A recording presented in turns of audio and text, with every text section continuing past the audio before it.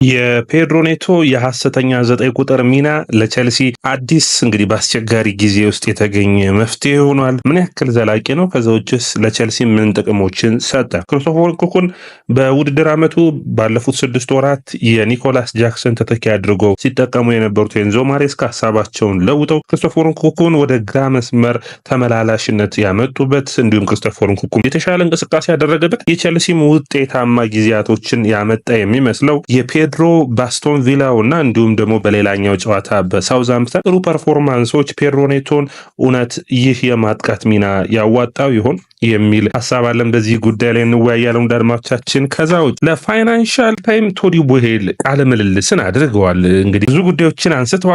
ነገር ግን ባጫጭር እናወራቸዋለን። በተለይ ስለ ስትራቴጂው፣ ስለ ቶዲ ቦሄልና ስለ ክለር ካፒታል ባለቤት ስለሆነ ስለ ኢግባል የእንግሊዝ ሚዲያ እንጂ እኛ ያን ያክል ልዩነት የለንም በማለት አስተያየታቸውን ሰጥተዋል።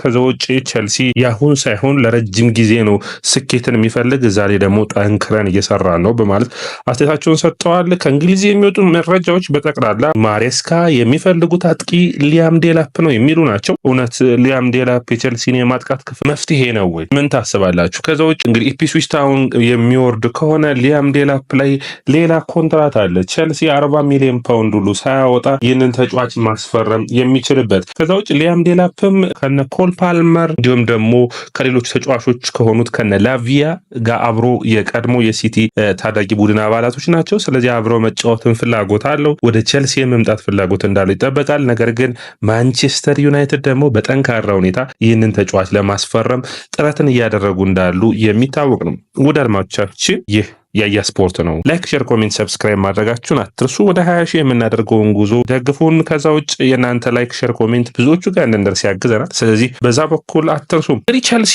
ባለፉት ሳምንታቶች የኒኮላስ ጃክሰን መጎዳት በጣም ክፍተት ቦታዎች እንዲታዩ የቼልሲ ችግር ምን ላይ እንደሆኑ በግልጽ የሚያሳይ ነበር። በተለይ በዝውውሩ በጥር ዝውውር መስኮት አጥቂ አለማስፈረማቸውን ተከትሎ የቼልሲ የማጥቃት ክፍል እንግዲህ 4-2-4 አይነት አጫዋወትን በአስቶን ቪላው እንዲሁም ደግሞ በሳውዝሃምፕተን ጨዋታ ላይ መጠቀም ችሏል። ነገር ግን እዚህ ጋር አንድ ልብ ልትሉት የሚገባው የክሪስቶፈር ንኩኩ ደካማ የሁለት ብራይተን ጨዋታው ለዚህ የጨዋታ አቀያየር መፍትሄ ሆነው መጥተዋል። ክሪስቶፈር ንኩኩ ኤንዞ ማሬስካ ሁላችንም እንደምናምነው ተደራቢ አጥቂ መሆን የሚችል በፎልስ ናይን መጫወት የሚችል ተጫዋች እንዳልሆነ ግን ከጊዜ ወደ ጊዜ የሚታይ ብቻውን አጥቂ ሲሆን ከተቃራኒ ሳጥን ቦክስ ውስጥ ወጦ ብዙ ሰዓትን ያሳልፋል።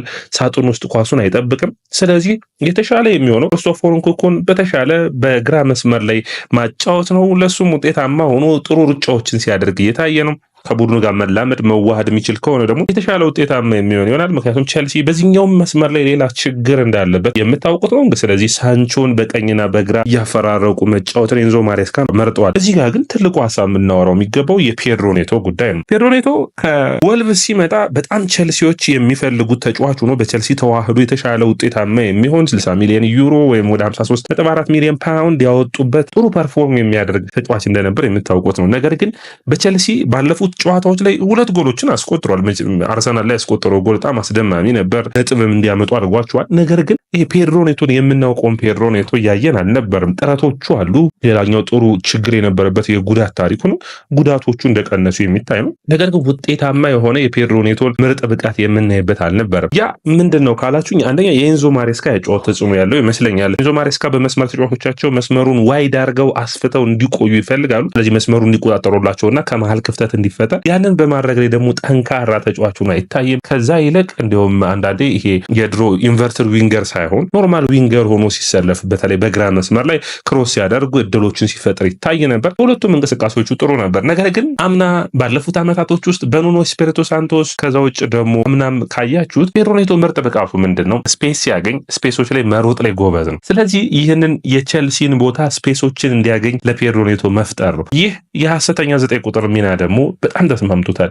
ለምን ካላችሁኝ ስፔሶችን ማንበብ ላይ ጎበዝ ነው። ከኋላ የሚመሰረትበት መንገድ ለቼልሲ የተለየ ሚናን ሰጥቶ ማጥቃት ክፍሉ እንዲያንሰራራ አድርጎታል። የሚይዛቸው ቦታዎች ተከላካዮችን የሚያንገላታበትና ድሎችን የሚፈጥርበት መንገድ። ከዛ ውጭ ቁመቱ አጭር ቢሆንም የአየር ላይ ኳስ ደካማ ነው ብንልም ነገር ግን ተከላካዮችን ለመረበሽ የሚሆን ደግሞ የአካል ብቃት አለው። በቀላሉ ሊገፋ የሚችልና በቀላሉ ፕሮሰስ ልታደርገው የምትችል አይደለም። በሁለቱ መስመሮች ይወጣል። መስመሮቹ ላይ ድሎችን ለመፍጠር ይሞክራል። ለፓልመር፣ ለክሪስቶፈር ንኩኩና ሳንቾ በደንብ ስፔሶችን ሲፈልግ የሚታይ ነው። ያው ብዙ ቡድኖች ቸልሲን ሲገጥሙ በተለይ አሁን ለምሳሌ ሳውዛምፕተንን ብንወስድ በ5 ተከላካይ ነው የተጫወቱ። የ5 ተከላካይ ለመፍታት እንደዚህ አይነት ቡድን ሲያጋጥም ተከላካዩን ከቦታው ከለመደበት ቦታ የሚያወጣና የተለየ ተጽዕኖን የሚፈጥሩ ተጫዋቾች ያስፈልጓል። ስለዚህ አንዱ የዚህ ልጅ ብቃት ነው።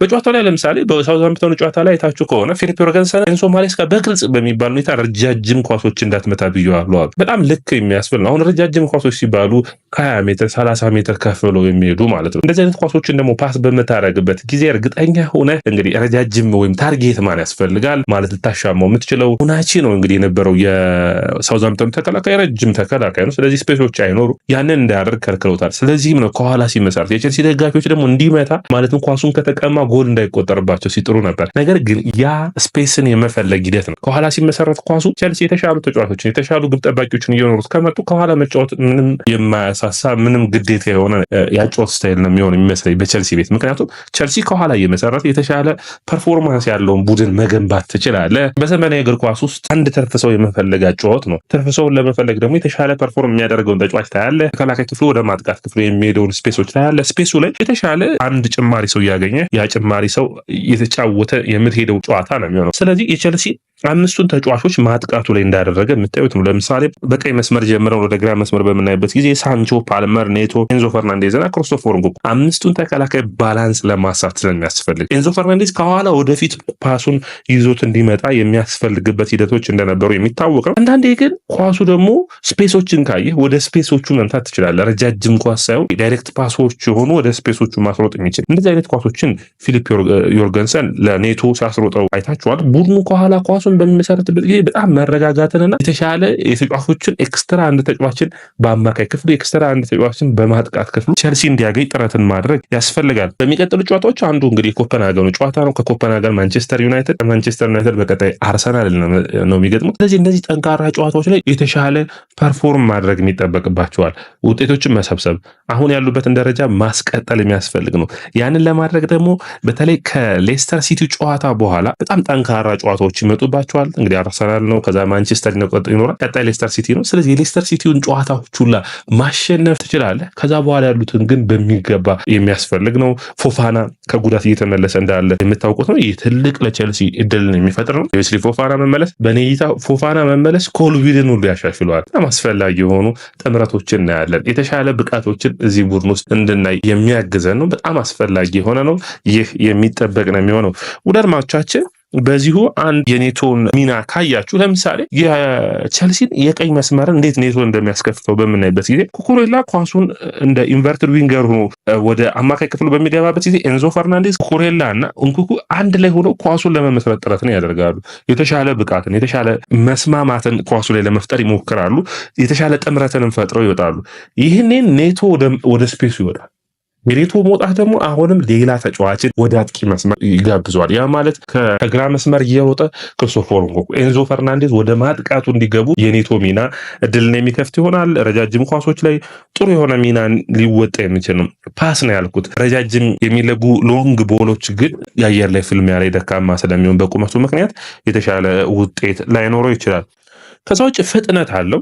ፍጥነቱ በጣም ጥሩ ነው። ፍጥነቱ ደግሞ ወደ ስፔሶችና ፍጥነት አሁን ሁለት አይነት ፍጥነት አለው። ዳድማቻችን አንዳንድ ተጫዋቾች ኳሱን መጥተው በረጅም ርቀት ፍጥነቶች አሉ። ያ ማለት በጣም ያስጨንቁ።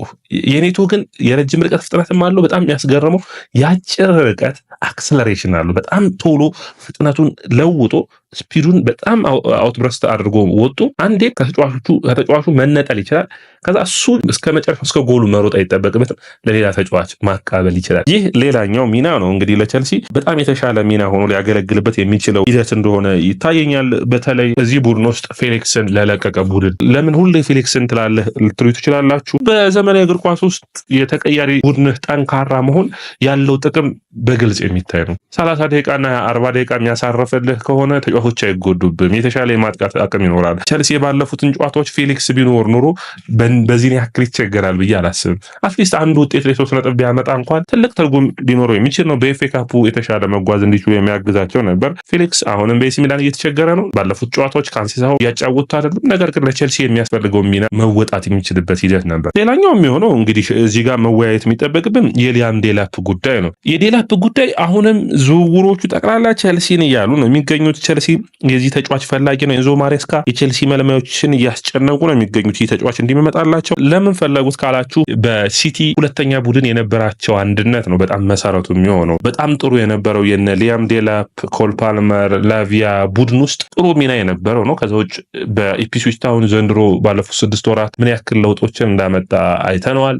ስለዚህ የዚህ ተጫዋች ሚና በኤንዞ ማሬስካ እይታ ጃክሰን የማይሰጠንን ሊያም ዴላፕ ይሰጠናል ብለው ያስባሉ። ሊያም ዴላፕ በጣም ሻርፕ ነው፣ ሹት ያደርጋል፣ ቦክስ ውስጥ ይገኛል፣ አጭር ኳሶችን የሚጨርሰው።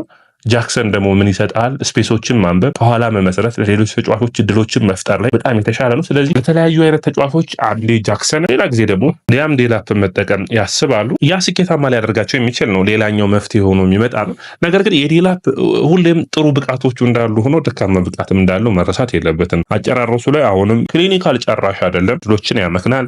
ያንን ማሻሻል የሚጠበቅበት ነው። ገና ታዳጊ ተጫዋች ነው። ስለዚህ ታዳጊ ተጫዋች እስከሆነ ድረስ ደግሞ ስህተቶች አይጠፋም። የቼልሲ ደጋፊ ታግሶ ዝም ይለዋል ወይ? ከነ ቪክቶር ዮኬሬስ ከነ ሌሎቹ አጥቂዎች አንጻር መታሰብ ያለበት ይመስለኛል። ጥሩ ፐርፎርማንሳቸውን ግን ማስቀጠል ያስፈልጋል። እንደ ቼልሲ እንደ ቡድን ያሏቸውን ጠንካራ ብቃቶች በወጥነት ማስቀጠል አስፈላጊ ነው። ስለዚህ ያ የሚያስፈልግ ነው የሚሆነው። ለፋይናንሻል ታይምስ ቶዲ ቦሄል አስተያየታቸውን ሰጥተዋል። እንግዲህ ፋይናንሻል ታይምስ ብዙ ባለሀብቶችን የሚያቀርብ ነው። እንግዲህ አሁን እዚህ ጋር የምነግራችሁ የቶዲ ቦሄል ማብራሪያ ነው። ታውቃላችሁ ምንም እኔ በእንግሊዝ እግር ኳስ ውስጥ የአሜሪካን ባለሀብቶች ሚና ብዙ ቡድኖችን አስቸግሯል ብዬ አስባለሁ። ሊቨርፑል ማለት ከአረብ ባለቤቶች ጋር የሚወዳደሩ አይደለምና አንድ በአረብ የሚመራና በአሜሪካን ባለሀብቶች የሚመራ ቡድን ካጋጠመ 1-0 እየተመራ ጨዋታ ውስጥ እንደመግባት ነው። አንድ የአረብ ባለቤት ኤክስትራ ለሆነ ተጫዋች ሁሉ 100 ሚሊዮን ፓውንድ ያወጣል።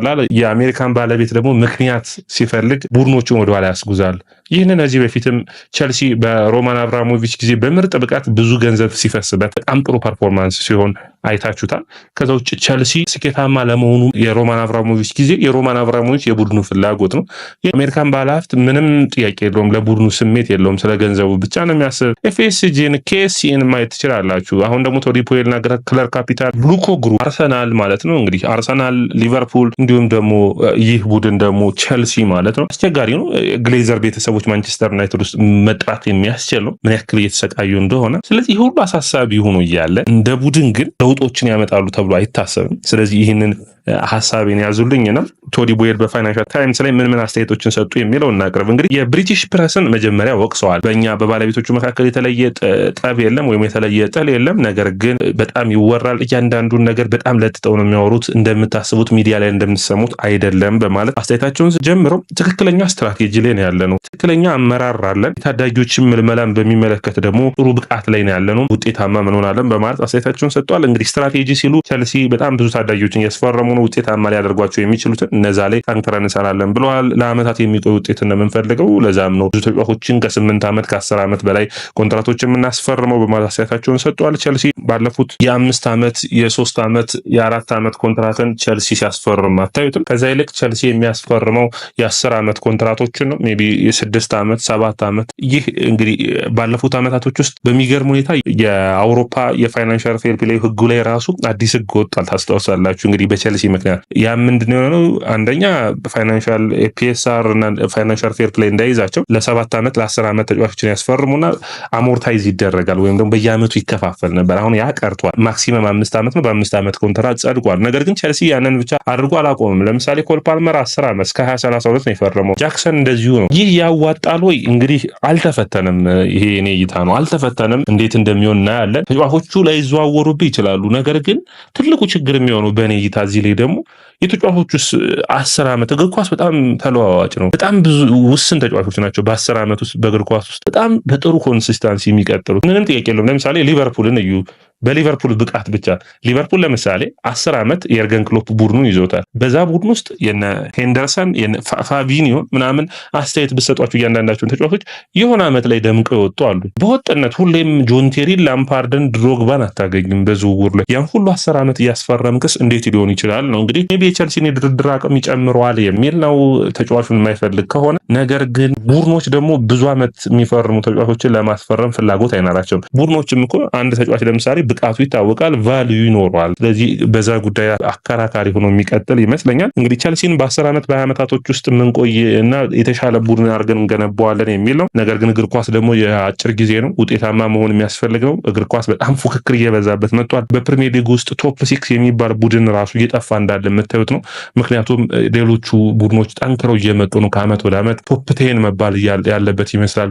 ኦልሞስት የነ ብራይተን፣ ኖቲንጋም ፎረስት፣ አስቶን ቪላ ያላቸውን አቅም ስታዩ በጣም የሚገርም ነው። ቶተንሃም እና ማንቸስተር ዩናይትድ ያሉበትን ሰንጠረዥ ቦታ ማየት በቂ ይመስለኛል። ስኬታማ በወጥነት የሚመጣ ቡድንን አድንቋል። ከዛ ውጭ እንደ በዝውውር መስኮቱ ላይ ያነሱት ሀሳብ አሁን ለምሳሌ የአጥቂ ጉዳይ አንስተዋል እና አጥቂ በጣም እንፈልግ ነበር፣ ነገር ግን አጥቂ ማስፈረም አልቻልንም ባለው የሂሳብ ምክንያት። አሁን ይህ ሀሳብ የቸልሲ ደጋፊ ሲሰማ በጣም አስቸጋሪ የሚያደርግበት ይመስለኛል። ምክንያቱም ቸልሲ እንደ ቡድን ያሉባቸው ችግሮች የአጥቂ ነው ተብለ ለቸልሲ ለዚህ ቡድን ውስጥ አጥቂ ማምጣት እንዴት ያቅተዋል ቡድኑ ነው እንግዲህ ይሄ መታሰብ የሚጠበቅበት ይመስለኛል። የነ ቶዲ ቦይልና የነ ክለር ካፒታል ሂደት እንግዲህ ተቃውሞ ደጋፊ ወጥቷል። እዚህ ቡድን ውስጥ ውጤታማ ሊያደርጉ የሚችሉትን መፍትሄዎች ማምጣት አልቻሉም። 3 ዓመት ታግዘዋቸዋል። በ3 ዓመት ቸልሲ ወደፊት ተንቀሳቅሷል ወይ? እንግዲህ እየተንገጫገጨ ቶፕ 4 ለመፎካከር እየሞከረ ነው። ውጤትን ማምጣት የሚጠበቅበት ይመስለኛል። ኢንቨስት የሚያደርግበትን መንገድ ማየት የሚጠበቅበት ይመስለኛል። የቸልሲ ደጋፊዎች ተቃውሞም ያ ነው። ስለዚህ እዚህ ላይ መታሰብ ያለበት ይመስለኛል። ውድ አድማጮቻችን እንግዲህ በእነዚህ ጉዳዮች ላይ ያቀረብንላችሁ ፕሮግራም ይህንን ይመስላል። ላይክ፣ ሼር፣ ኮሜንት፣ ሰብስክራይብ ማድረጋችሁን አትርሱ። እስከዚህ ሰዓት ድረስ ከሰማችሁን ራሱ በውጭ ሀገር የምትኖሩ ውድ አድማጮቻችን እንግዲህ ጆይን በማድረግ የኛ ግሩፕ አባል ሆኖ መረጃዎች ቶሎ ቶሎ እንዲደርሳችሁ የእናንተ ድጋፍ የእናንተ ጥረት ነውና እዚህ ይህን ያክል እንድንቀጥል ያደረገን። ስለዚህ ትብብራችሁ አይለየን። ውድ አድማጮቻችን ይህ ያያ ስፖርት ነው።